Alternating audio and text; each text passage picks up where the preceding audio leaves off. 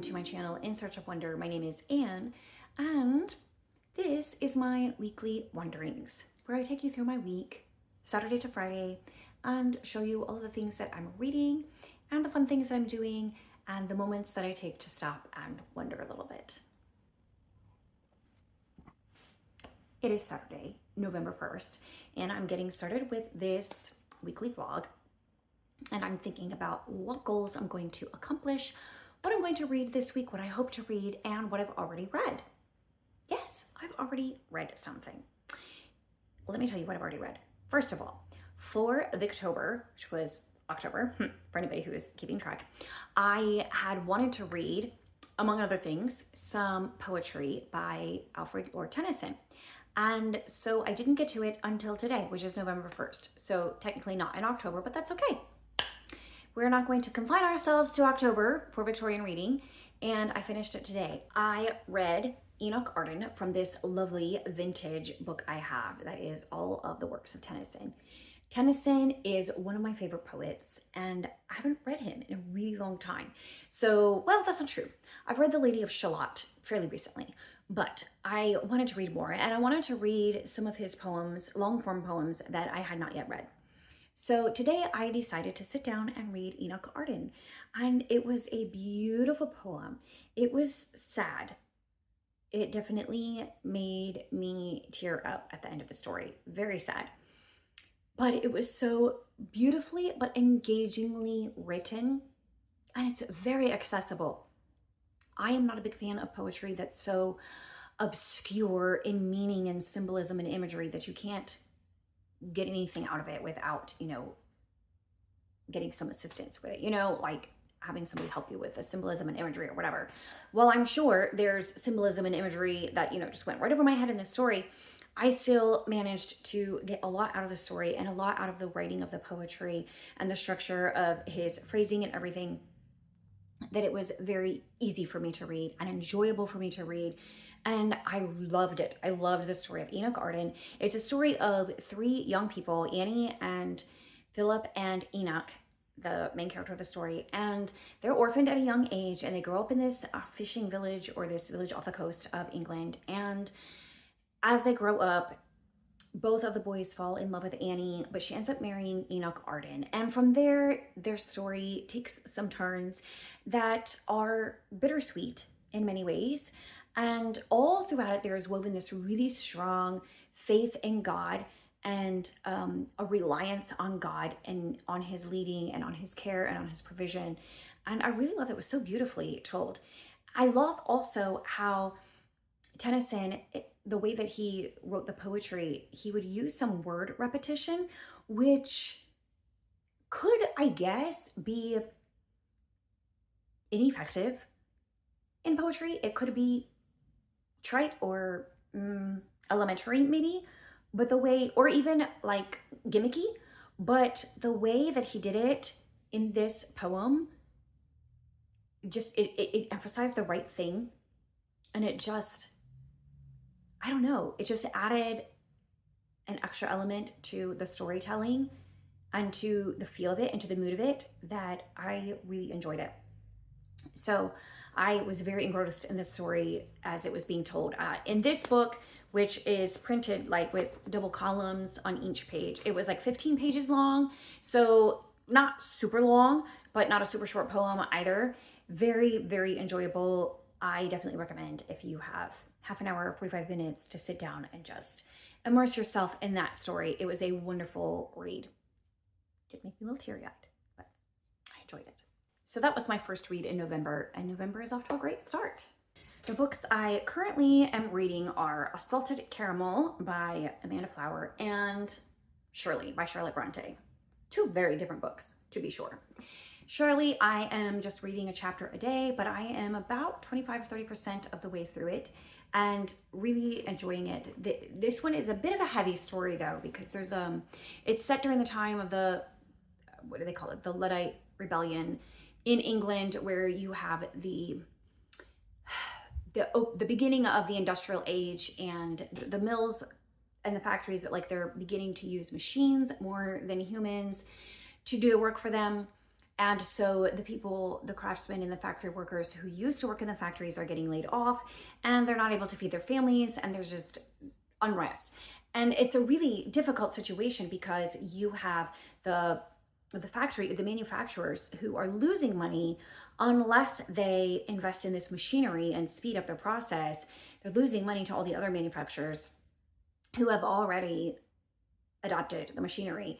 And then you have the lower class working people who don't have any money because they don't have a job. And it's not a pleasant time for anybody. There was a really, really difficult birth pangs into the industrial age. And I think it's very relevant to our times today because with the onset of AI and humans losing jobs to AI and the advancement of AI and all of that stuff, like it's very relevant to us even today with similar concerns and issues. So I'm enjoying the read, but it is a little bit on the heavier side. So it's nice I have this one, A Salted Caramel, which is a cozy mystery, and I am enjoying it. Although I will say, my experience thus far with cozy mysteries have been that I don't read them very quickly. I feel like being formulaic books, like I should be able to fly through them. Like it should be a quick read. It's an easy read, but I feel like it should be a quick read. But I think they're just not as engrossing. It's not like, oh, I can't wait to get back and finish that book for some reason for me. So I don't know if that's a general experience that people have or if it's just me and my weird taste. But anyways, it's not that I'm not enjoying the story. It's just, it's not compelling enough for me to be like, ooh, I gotta find out what happens. I need to sit down and spend some time reading this. That's me. So I'm going to continue with those. I'm hoping to finish this over the weekend. It's Saturday evening. I have a lot still on my to-do list for today, but I am hoping to spend a good hour or so reading some of this, and then I'm hoping to have some time as well tomorrow. I'm hoping to finish it tomorrow. So there's that. Then I need to pick up my November reads, which I don't know what that will be, what I will pick up first. Let's see what my choices are. These are my must reads. So A Love Restored, Kelly Goshorn, which goes for the Christian Fiction Reading Challenge. Minnow Pea, which goes for Chantel's Read Your Shelf Challenge. John Milton's essays, and also C.S. Lewis's An Experiment in Criticism essay. Both of those are for my Reading the Classics Challenge, the November prompt. And then we have Northanger Abbey, which is for the Jane Austen 250th birthday celebration. And then I have The Personal Librarian, the New York Times bestseller now. Why did I have that one on my list? I can't remember what that goes for. But anyways, I am going to pick up one of those. Probably, I need to get started on Northanger Abbey because that will probably take the longest of those. But then once I'm finished with A Salted Caramel, I think I might pick up Minnow Pea because I think that this will be another light and fun read. And I don't like to have too many long, detailed, and heavy things to work through at one time. So I think that will be my plan for this week. Let's see what actually happens. Will I finish reading A Salted Caramel? Will I start Northanger Abbey? How far will I get in it? And will I pick up Minnow Pea, and will I finish it this week? Because that would be really nice if I could finish it this week. We shall see. Let's find out. Hello. It is Monday evening. I don't know why I always have to take a second and figure out what day it is. Like, it's Monday. It's definitely Monday. And last night I finished reading A Salted Caramel. I was determined to finish reading it last night. So I stayed up a little bit later than normal, just finishing it. And I am glad that I read it. I will probably eventually at some point read more in this series.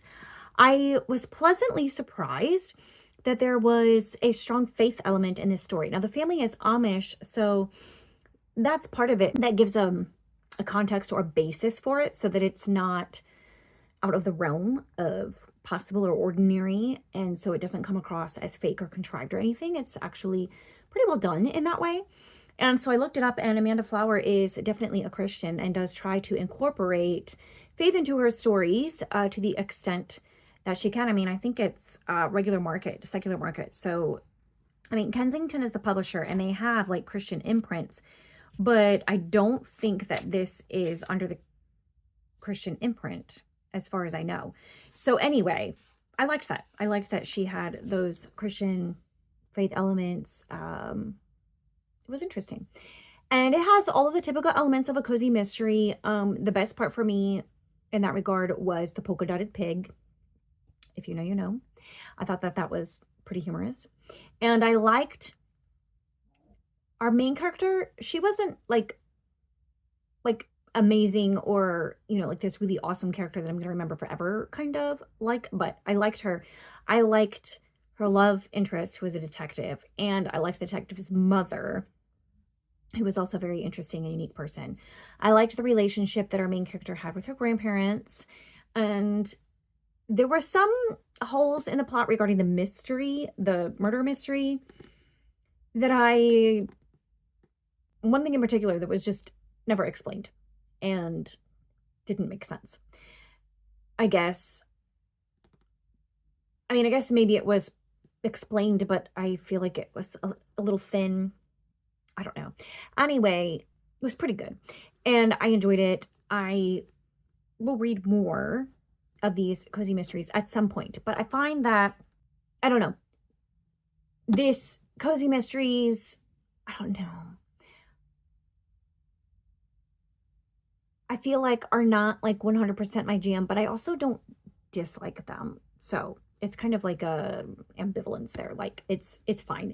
I enjoyed it. It was great, but it's not something that I particularly seek out per se. But it was a nice palate cleanser in between other books that I'm reading right now. I am still working through Shirley and enjoying that just a little bit at a time. I finished a pretty long chapter today that was very interesting. I love how Charlotte Bronte just really delves deep into her characters. And so you feel like you're really getting to know them in their motivations and their thought processes and the what makes them tick. And not just the main characters. Like she makes you well acquainted with all of the characters that are in her books. I am enjoying that. And other than that, I need to pick up one of my November reads, one of my must reads. So I think maybe Minnow Pea, but I really want to read Rilla of Ingleside. Like that's like my mood is drawing me to Rilla of Ingleside. And also I need to get started on Northanger Abbey because I don't want to start that too late in the month and then not give myself enough time to finish it. Probably both of those will get both of those. That's 3 things. I may start all 3 of those things this week. And if I finish any of them, I do. If I don't, I don't. That's fine. But I will at least start all of them. I think I'm happy with that decision. We're going to do that. Which one will I start right now? Well, first I have a couple more tasks I need to do for the day before I can settle down and relax. I have to update my calendar and my planner and yeah, a couple of other things that are calling out to be done. But after that, I will settle down with a book and something hot to drink and make myself cozy. And it'll probably be all 3 of those. And I'll just start reading one and then maybe read a little bit in all of them. That's what we're going to do. That's my plan. All right. Here we go.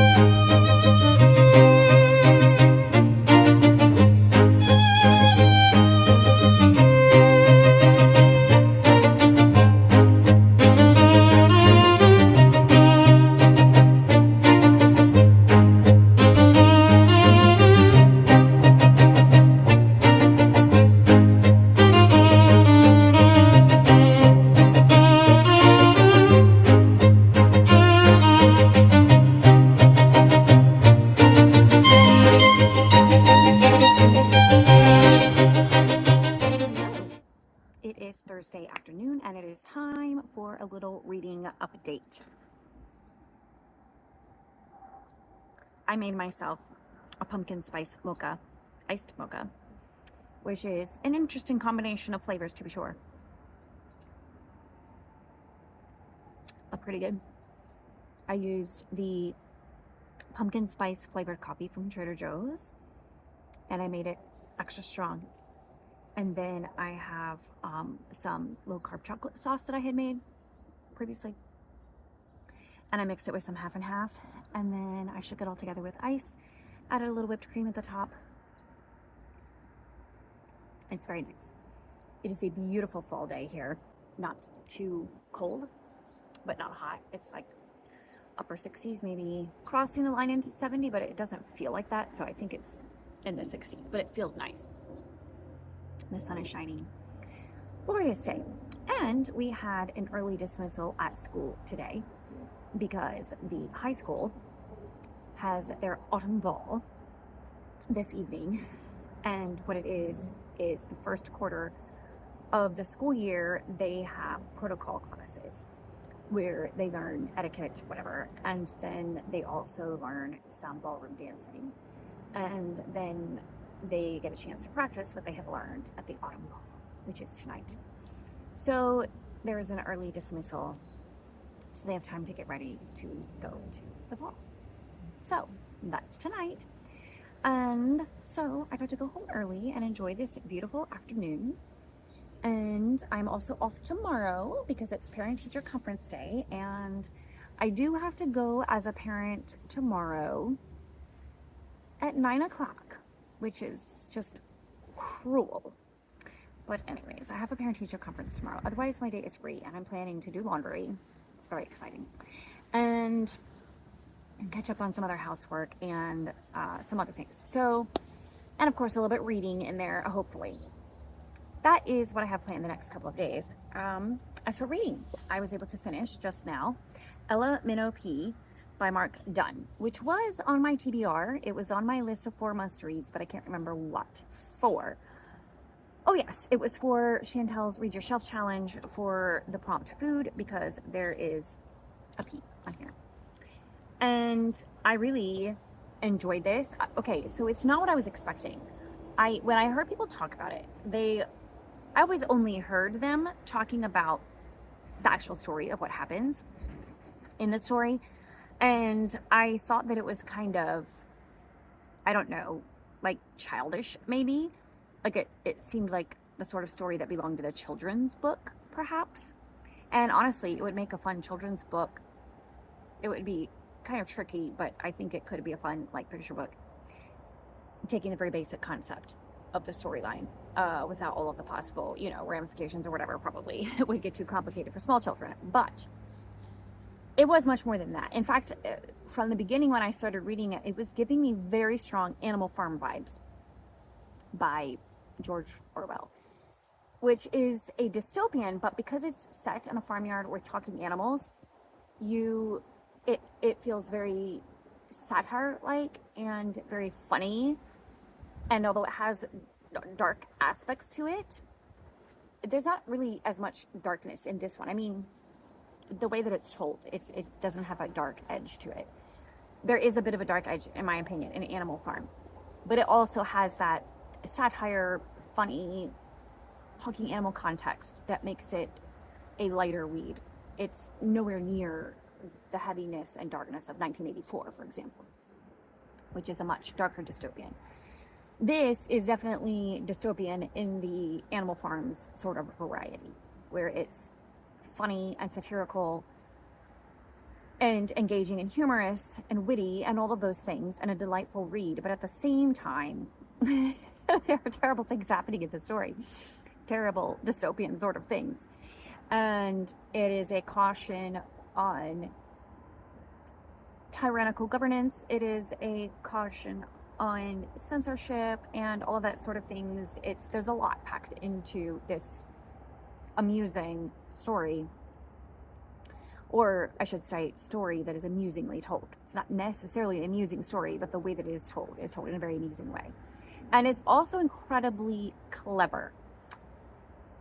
Very creative mind wrote this story, and I very much was in admiration of that as I was reading. The cleverness in the use of language, and the cleverness in the use of the alphabet, and the cleverness in various layers of the story, and all of that kind of stuff.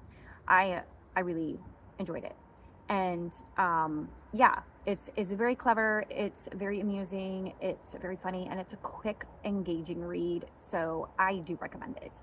The only complaint I have about it is that there is a couple in the story that there are allusions to infidelity, and it's very casually introduced. It's talked about and spoken as if it's no big deal that this couple is embarking on a relationship while the man is still married.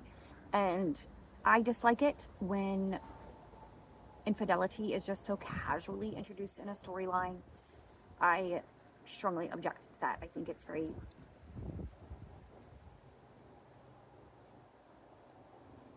I don't know, it's not harmful in and of itself. I guess when that becomes part of a storyline like that, it's more like the damage is already done. Like, the morality is so minimal that it can just be thought of as okay. I just don't like when that happens in a story. That is my only caveat, and it was a tiny, tiny part of the story. It wasn't the main idea. It wasn't part of the plot. It wasn't dwelt on. It was just mentioned in passing, honestly. That's the only thing that I found in this book to dislike at all, and I really enjoyed it. So if you like a little amusement with your dystopian literature, and if you like epistolary, this one is a great fun read, and I do recommend that. So finish that. I am not making as much headway with Rilla of Ingleside as I would like. I just have not had the time to just sit and read. So I'm hoping today that I have a little bit of that time. We'll see. While my kids are at the autumn ball, my husband and I are going to have a date night, and we're going to go eat and go to a coffee shop and do a little shopping while we're waiting for them. So I don't know if I'll have a great deal of time tonight to read this, but that's fine. I'll be doing more fun things. But hopefully, over the course of this weekend, Friday, Saturday, maybe into Sunday, I will get this one finished. I'm only a little bit of the way through. It does strike me as I'm reading this, Rilla of Ingleside, that this is, as far as I know, the only book by Lucy Maud Montgomery where she really tackles real life events. She wrote this, I think, right after World War I happened. Is that right? It obviously, 1921, it obviously was, still very fresh in her mind. And she wrote it into her characters' lives. She didn't have to do that. As far as I know, she doesn't necessarily have, I don't think there are any dates in any of the Anne books. So even though they're set in the real world, in a real place, up until the last couple books, there's not really much mention made of current events that I can think of. Correct me if I'm wrong, because my memory is bad. So it's possible that there were, and I just forgot. But I feel like she could have just finished the story without bringing World War I into it, and yet she chose to do it. I think because it was so profoundly impactful on her and her generation and the people who lived through it. And I guess for her, it was probably like the elephant in the room, and she couldn't finish up her characters' lives without bringing it into the story. Or maybe she just wanted to bring in that aspect to, kind of give a rousing finish to her storyline and to use actual historic events to come to a dramatic conclusion to the story. Maybe she just wanted that big finish. I don't think any of her other books, her standalones or other series, have that in them. But let me know, because it's been a long time since I've read most of them, other than the Anne series, and I could just have forgotten something. So anyway, I do find that interesting that she does, like, World War I plays a huge part in this story. So it's as much of a historical fiction novel as it is a coming-of-age story about Rilla of Ingleside. And I am still working on Shirley. My goal is to read a chapter a day, which I'm doing pretty well, but like chapters like today, it was like 20 pages. And so I wasn't able to finish it on my lunch break, but I hope I might find some time, when I'm done here, to finish reading that. We'll see. But it is very interesting. It's very introspective. This is a very introspective novel, very introspective writing, digging into the emotions and thoughts and motivations of our characters, our primary characters, which currently we are focusing on a trio of characters: Shirley, who is the eponymous character, and then Caroline Heston, who were first introduced in the story and is actually, in my opinion, as much as or more of a main character than Shirley is. And then Robert Moore, and who is a mill owner during a turbulent time in England at the dawning of the industrial era. And so it has a lot of that tension and drama that's brought on by the industrialization. And there's also emotional drama, personal drama, unrequited love, and all of that kind of stuff. So it's very interesting, and I'm enjoying it. And I am also enjoying reading it at a pace of a chapter a day. That's just, I'm really finding I enjoy reading certain classics in that way, just, bite-sized chunks, a little bit at a time, just kind of like not expecting to finish it by a certain time, just really enjoying my pacing with it and reading it a little bit at a time. I don't know, it just really seems an ideal reading situation for me. Today after work, I took the time to stop by the library and return some books I had borrowed, and of course I looked at the library book sale shelf to see what I could find, and I did come away with a little haul, but it's not my usual sort of haul. I have some really fun things here. A couple of them are going to go to work, but first I found this little gem. This is a book about William Shakespeare, a commentary by M.R. Ridley, M.A., and I love the size of it. It's going to go so nicely on my little Shakespeare shelf. And it has like a brief biography of him, his life, his work, his theater, determination of his text on reading Shakespeare, his verse, his language, index of plays and characters. There's a lot packed into this little baby book. It analyzes some of his plays. So I think that I am going to read this, not all at once, but like along with other things.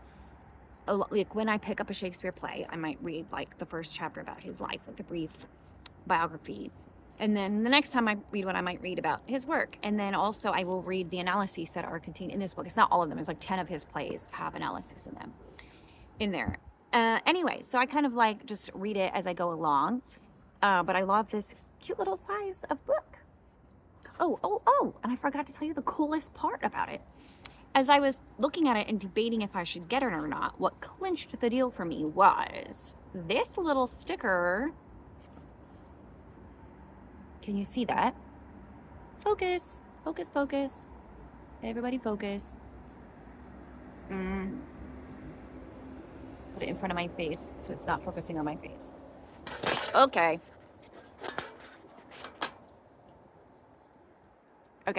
Anyway, if you can read that little sticker, it says that it was purchased, I think at Foyles might be the name of the store, I'm not 100% sure, but on Charing Cross Road, London, WC2. Then here on the copyright information page, it definitely says that it was made in Great Britain at the Aldine Press, Letchworth, Herts for J.M. Dent and Sons. First published 1936, last reprinted 1964. So this is a 1964 reprint of that book, printed and purchased in London. I don't know how it made its way to Virginia and how it ended up in a library book sale, but I was delighted to find it and add it to my Shakespeare collection. I picked up this little board book about Swan Lake because I like to occasionally do musical related themed lessons, particularly like coming up here at Christmas time or towards the end of the year when I don't necessarily want to be doing anything academic, at the end of the year, but I do want to do something fun and engaging and still music oriented. So I have a lot of ballet stuff, but I need to increase my collection of that. So this is a little board book about Swan Lake with the story, and I love that the pictures are ballerinas with some famous poses and ballet moves from the dances. So I thought, that would be fun to do. It's a board book, but I think the younger elementary students won't mind that because it's very well done. It's, the pictures are clear and colorful and eye-catching, and I like that actually that the story is in a very short format because that makes it easy to do in a class period, which is only 30 minutes. So I don't have time to read a long protracted story. So I like this condensed format makes it easy to read this book, listen to the music, and do a related activity all in one lesson period. And then I picked up this beautiful little copy of Stopping by Woods on a Snowy Evening by Robert Frost. And it's illustrated by Susan Jeffers. I love this vellum slipcover. It's frosty, clear. I love that. With the blue writing of his name. And then the actual cover is this. I mean, how beautiful is that? It was such a beautiful book. I couldn't leave it there. I had no real reason to buy it other than the fact that it was beautiful and it was, you know, not expensive. So I snapped that up, and it has these lovely illustrations.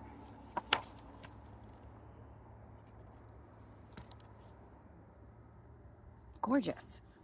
So that would be a fun book to display throughout the winter. And then finally, I literally just sang this song with my kindergartners today, Over the River and Through the Wood, which many people think is about Christmas because it talks about traveling in the snow, but it actually is a Thanksgiving song. And back in the day, I mean, still now in certain areas of the country, it snows before Thanksgiving, but I think back in the time when this song was originally written, I think that it did snow more frequently before Thanksgiving. So it would be more likely for there to be snow at Thanksgiving time. Anyway, it's a Thanksgiving song, not a Christmas song. And I was singing it for my kindergarten students today, and I was wishing that I had a book for it. I used to have a different picture book of this song, but somewhere along the way, I lost it and I don't have it in my collection anymore, and I was bemoaning that fact. But I just sang it for them without the benefit of any picture illustration. And then when I went to the library, literally like 2 hours later after that, and I saw this, I was like, that would have been nice to have, you know, a couple hours ago. So now I have it. I'll sing it for them again, and this time I'll sing it with the book. And it has these lovely full color, full page illustrations of riding in a sleigh, because I was trying to describe to them, these little kindergartners had no concept of what a sleigh was. I was trying to describe it for them, but I'm not sure what they were imagining in their minds from my description, but this will give them a better idea of what a sleigh looks like and pulled by the horses going to Grandma's house. Anyway, so that was a delightful find. So a couple of those will go with me to work, and some of them will beautify my book collection here at home. All right, this was a very extremely long update. Wow, it's gonna like double my weekly reading vlog here. Oh well, that's okay. I don't know what other clips I will get before I wrap this up tomorrow. So there you have it. I hope you enjoyed my little library haul and my reading updates, and I will see you next time. Heading to the Goodwill.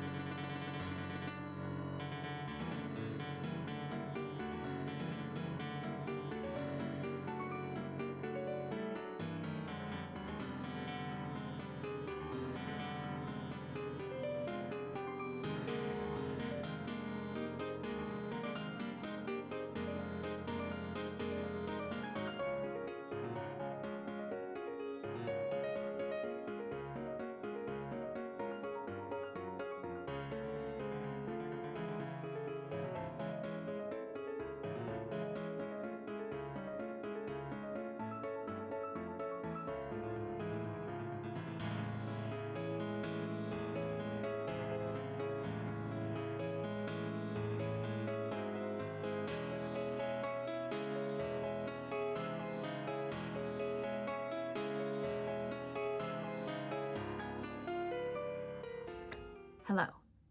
It is Friday afternoon and I am home after running errands, going to parent-teacher conference, running to a few thrift stores, generally enjoying myself. I have also, it's been a very productive day thus far. I have done some laundry. I have done some other housekeeping. So I have, really huge to-do list for the rest of the day, but I'm pressing pause and filming this final clip so that I can get this video ready and upload it. I was going to film outside, but my neighbor was cleaning up his leaves, which we also are going to be doing here in a little bit. And so I felt awkward, but also he was making a lot of noise. So, which, is perfectly his right. I'm not complaining. I'm just saying I wasn't able to film outside, although it is a beautiful, gorgeous, amazing day. And here we are in my room that doesn't have good lighting and, awkward angle, all this stuff, whatever. It's fine. It's fine. And then I was going to film inside in my usual spot, but then my son, who had been downstairs playing video games all morning, is now up here and, doing things and making noise and generally, being alive, which of course is all good. Very, very good. It just interferes with my filming. So I am hiding myself in my room where no one will interrupt me and wrapping this up. Now, the first thing is a bit of a reading update. I am still reading Rilla of Ingleside. In fact, this weekend, kind of focusing on this. I did get some time to read it last night. I had some downtime sometimes when we were waiting for our boys to be ready. And so I was able to read some more in Rilla of Ingleside. I love this so much. I've loved it since the first time I read it when I was a teenager. And I find so many quotable quotes or sections of this story that I just want to read aloud and share with everybody, because either they're funny or they're pithy or they're beautiful or they're meaningful. But alas, not everybody wants to hear all this. You should just read the book yourself, okay? Just read it yourself. But for myself, I was reading it and just thoroughly enjoying it. I did read one section to my husband out loud last night. So throughout this book, Rilla writes in her diary. So we get a little sneak peek, if you will, at her diary. I think that's fun because there's third person narration, but then we get to read this diary and it gives us an inside peek into what is going on in Rilla's mind. And so we get a really close up, intimate view of what she's thinking and feeling about everything. So it feels very personal. And I really enjoy that. I'm really enjoying her little diary entries. They're very amusing and occasionally heartwarming and touching. Anyway, and they just added extra layer to the story. So in one of the diary entries, she's trying to set up a junior Red Cross at her mother's suggestion, and she's having trouble getting it set up and going, because girls working together, there's these personality dynamics and everything. So she's complaining about that. But then she's talking about one of her good friends, Una, and she says, Una doesn't mind, of course. She's willing to do anything that comes to hand, and she never minds whether she has an office or not. This was my favorite part. She is just a perfect angel, while I am only angelic in spots and demonic in other spots. And I feel like that quote right there is helps me to understand why it is that I identified with Rilla so much as a teenager, because, I feel like that's a pretty apt description of my own personality. There's little angelic spots here and there, but yeah, there are other spots too going on. So anyway, thoroughly enjoying Rilla of Ingleside, about third of the way through that one and reading it when I can. And part of my errand running today was thrift stores, because when Anne is off, you are probably realizing this is what she does. She cleans her house and she goes to thrift stores and throw in a coffee shop there. That's what Anne does on her days off, unless she has, big plans. I did not have big plans today. I ran errands, I did housework, and I went to thrift stores. And of course, when I'm at thrift stores, I get books. I mean, duh, what else is there? I do think it is a bit problematic because while I certainly don't get every book that I want to, I promise you, I leave more books there that I want to buy than the ones I actually buy. Like, I actually buy a mere fraction of the ones that interest me. I promise you that's true. But at the same time, I don't have a place to put these books.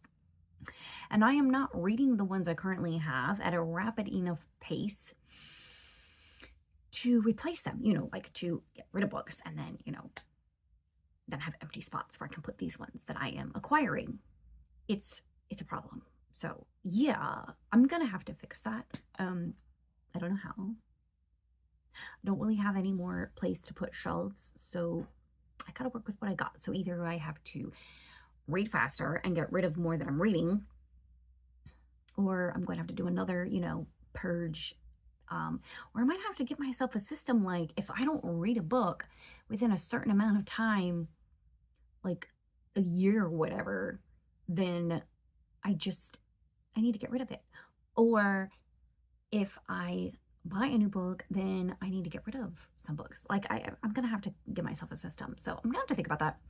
But regardless, anyways, here are some books I got. And you tell me if I'm justified in buying these, okay?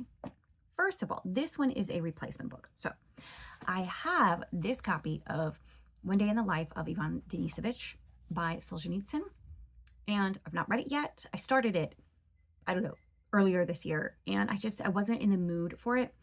So I didn't get very far. But I definitely do want to read this one. But I have it. It's just a basic, Signet Classics. It's fine, whatever. But it's not a very special edition or anything. And then they have this one. And I think I paid 25 cents for this at a thrift store. Also, the thrift stores had half off their books today. Okay, I mean, what is a girl to do?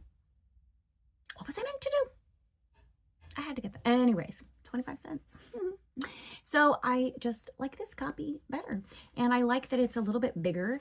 And it's not like this one, like it has a bit of an aged, like you can probably tell, like the pages are yellowing and everything. Also has really, not tiny print, but it's pretty small. This one is, even though the book itself is probably 20 years old, it doesn't have those, gray and yellowed pages. And the font is larger and it's got margins for annotations. So, and also I like the cover. So I got this one for 25 cents. So this is a replacement. This one is going to go on my Pango shelf for a couple bucks. So if you are interested in getting your own copy of it and you want this one, it's going to go on my Pango shelf. And then, okay, so I have lately been on a kick of like picking up vintage books only if I recognize the author.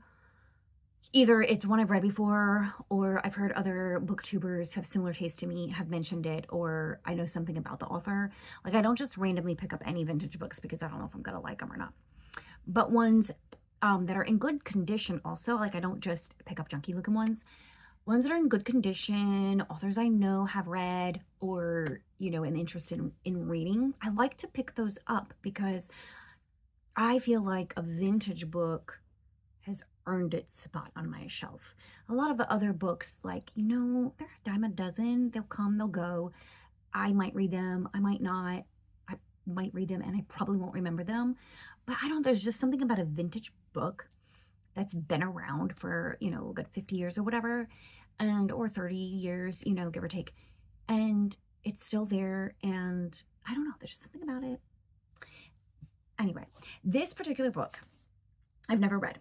It's called Ever After by Elspeth Thane. I have, however, read other books by Elspeth Thane. She has a series set in colonial Williamsburg, and I've read at least the first book in that series, maybe the first two, and I want to read all of that series. I don't know how many books are in it, honestly. Mainly be a couple, but anyways, I want to read all of those. And actually, I kind of thought she only had like colonial era books, historical fiction. But this one is actually set in the late 1800s, and it's about a reporter. The characters in this book are descendants of characters in her other books. So it's not directly part of the series, but it is like connected to them, like I don't know what you want to call that. Anyway, this is a vintage copy of the book Ever After. It's set in the late 1800s in New York, Williamsburg, Cuba, London, it just sounds really interesting. And I know that I have read and enjoyed that one book, and I'm just curious about this one. So, also, I love that cover. That's the dust jacket. I wonder what the hardcover looks like. Oh, nice. It's nice red. It's really in excellent condition. The book itself is really in great condition. It does have someone's signature on it, but otherwise, like, it's got deckled edges, and the book itself, perfect. The binding is still perfect. Wow, in great condition. So that one I was happy to find. And trying to remember which store I got that one and how much I paid for it. I think I paid 50 cents. Yeah, that's what I paid, 50 cents for this, because that was one that was half off, and it was $1 and then 50 cents. What? And then I got this because the concept intrigues me, but I'm not sure if I'm going to like it or not. This is Death of a Dowager, and it's from a series called the Jane Eyre Chronicles, which apparently are like mysteries with the characters from Jane Eyre. Wait, let me just read this little blurb. In her classic tale, Charlotte Bronte introduced readers to the strong-willed and intelligent Jane Eyre. The Jane Eyre Chronicles pick up where Bronte left off, with Jane married to her beloved Edward Rochester and mother to a young son. But Jane soon finds herself having to protect those she loves. And so then there's this mystery that gets set up. And so Jane Eyre is solving the mystery. So I thought that was fun. I recently read a mystery that was based on the characters of, well, I've read several that are based on characters from Jane Austen's novels. So, but this is based on Jane Eyre. And it bothers me that this dress she's wearing, I don't think it's appropriate for the era in which this book is set. So that irritates me a little bit, but I do think it might be interesting. I think it also may not be the first book in this series, because I think there's one called Death of a Schoolgirl, which would be prior to this one. Yeah, that would be the first one in this series. So I've never heard anything about it, and it's only like 12 years old. So I don't know that it's, worth it. I mean, she gets some positive blurbs from some pretty big names like Reese Bowen and alike. So it can't be terrible, I guess, right? But we'll see. It was 50 cents. So, I mean, why not? And then, okay, this is an author I keep saying that I'm going to read. So now this is going to be the second book that I have by her. I'm really interested to read her books. I really want to.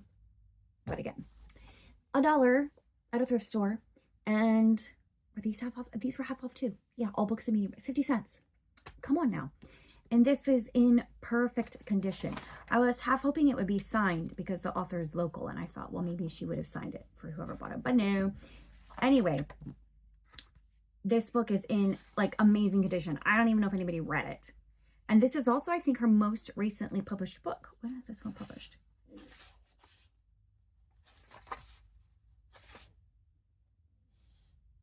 '24. So this is The Grays of Truth by Sharon Burtz. I also have, I think, Mask of Honor by her. But I want to do this. She writes historical fiction based in Virginia, typically. Although this one says it starts in Reconstruction era Baltimore. So I guess this one is not actually Virginia, but Baltimore is, not far from us. I mean, we go into Baltimore quite a bit. So anyway, local author, she writes local history. I love it. Oh, there's a quote from Edgar Allan Poe.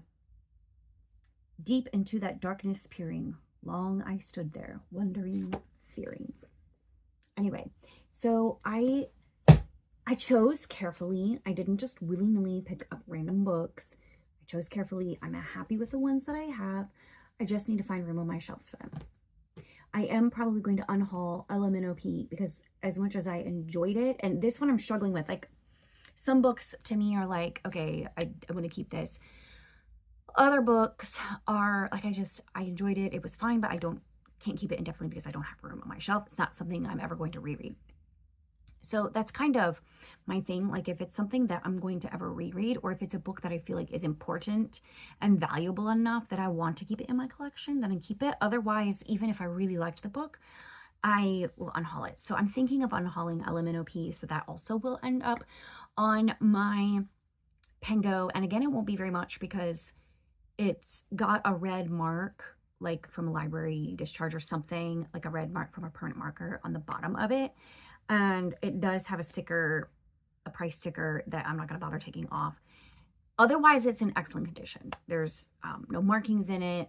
The pages are fine. The cover's fine. Otherwise, it's perfectly great condition, perfectly readable, but still, it's not in like new condition. So I'm just going to put it on Pango Books for a couple bucks. If you are interested, I do highly recommend it. It's definitely worth reading, even if I don't keep it.